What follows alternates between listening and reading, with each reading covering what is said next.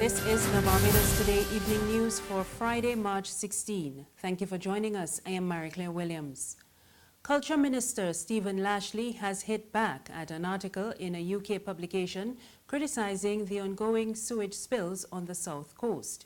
In an article headlined "The Stench of Economic Decay," the Daily Telegraph's business editor Julia Bradshaw reported on the sewage spills, saying, quote, "Barbados stinks, it really does," unquote.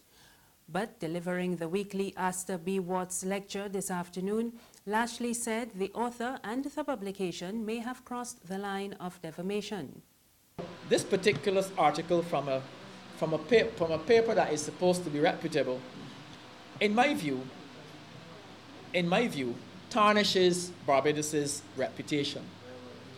The allegations, and we all know, yes, we have a sewage problem on the south coast of Barbados. We know that. We know what is happening on the south coast of Barbados. But this article creates the impression that the whole of Barbados has a sewage problem. Creates and to tell the truth, yesterday I was on the south coast and I went to one of the beaches, took a couple of photographs, put them on my Facebook page. Both the tourists and the locals were there enjoying the beach. I took a video of the pristine, clear water and put it up. And I challenge whoever helped the writer of that article to put that on Telegraph too. Meanwhile, Lashley is also pointing to what he says is a level of reluctance by lecturers at the UWI Cave Hill campus to share objective analysis of the Barbados economy. Without naming anyone, Lashley suggested that some economists were political opportunists who, after benefiting from heavily subsidized education, they seem to be unwilling to be objective in their scrutiny of the local economy. It appears to me that quite a number of the academics or persons who have the ability to analyze the economy and explain to Barbadians, many of them have become politicians. They have now become politicians, and within the context of the media, you have seen some of them writing profusely in the media, and their commentary are not focused on analysis. Their commentary are tainted by partisan political opportunism. I don't have to call any of the names, but some of them are on record. I believe that going forward, particularly as it relates to economic analysis, we're going to have to appeal to the university to perhaps have some objective thinkers come into the fore to give to the benefit not only of this government in Barbados, but governments across the region should have the benefit of the University of West Indies, whom is the beneficiary of huge amounts of investment, that their intellectual capacity is not tainted on the altar of political opportunism. The Court of Appeal today issued an order to unfreeze $4.5 million in assets belonging to the former Clico boss Leroy Paris and his Brantley Consulting Services. The panel handed down its 61-page judgment this morning. It consisted of Justices Andrew Burgess, Kay Goodridge, and Margaret Reefer.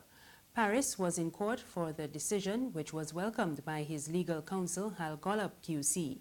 Paris had been at the center of controversy since the collapse of Clico's parent company, CL Financial, back in 2009.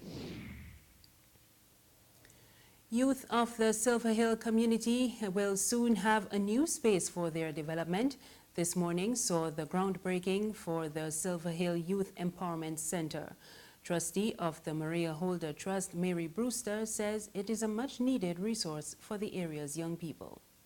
The concept was to create a center within the middle of the Silver Hill community, where youth programs will be executed to help improve on the lives and the lifestyles of the youth and by extension their families. It is their responsibility, and we want to make sure that there's a home established here which will nurture them, for them to embrace the value that will be extended from this community center. The Barbados Workers Union has called an emergency general meeting of all workers in the sugar industry for next Monday morning. In a notice issued this afternoon, the BWU said the meeting will include workers from the Barbados Agricultural Management Company Limited or estates from the Barbados Sugar Industry Limited. The meeting will discuss the outstanding negotiations and the 2018 sugar crop, among other matters. There's regional and international news after this short break.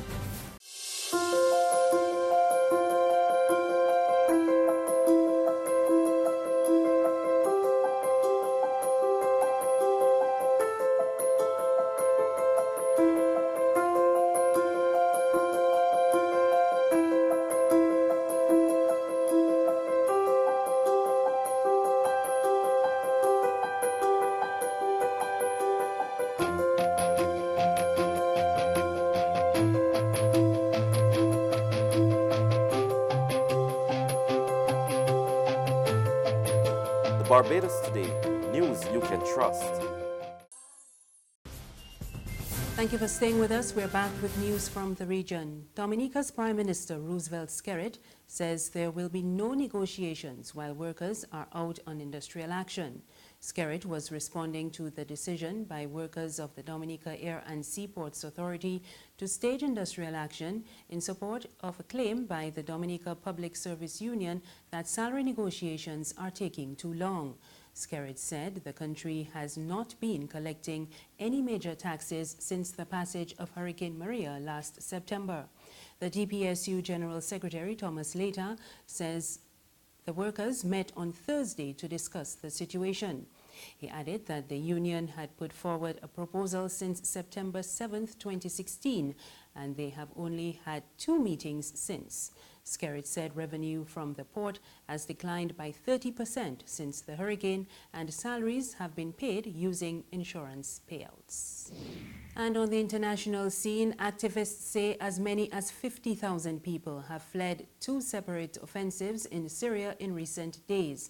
At least 20,000 have fled eastern Ghouta near Damascus, where Russian airstrikes are supporting Syrian government's attempts to retake the area. The rest have fled northern town of Afrin, where Turkey is fighting a US-backed militia that it considers a terrorist group. That's news this evening. Remember, you can get more on our website, www.barbadostoday.bb. You can also subscribe to our e-paper, email updates, and like us on Facebook. We're on Izumi Media in bus terminals and on Screenplay at supermarkets and gas stations near you. You can also find us on Mix 96.9 FM. I am Marie Claire Williams. Have a good weekend.